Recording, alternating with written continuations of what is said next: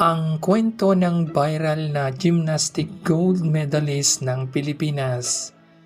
Sa panahon kung saan ang tagumpay ay nasusukat sa likes, share at pa-heart naman po, biglang sumulpot si Cry4Z, isang simpleng nilalang na hindi inaasahang magiging alamat ng social media ngayong 2026.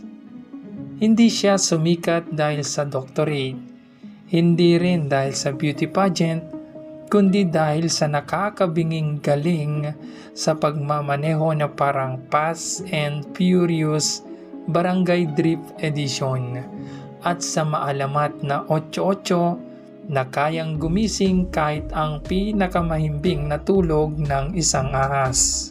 Habang ang iba ay nag-aaral ng content strategy, si Cry4Z ay nagmamaneho lang, sumasayaw lang at boom, viral na agad.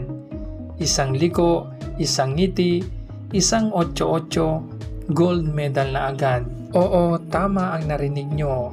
Siya ang kauna-unahang babaeng nanalo ng gold medal sa social media ngayong 2026.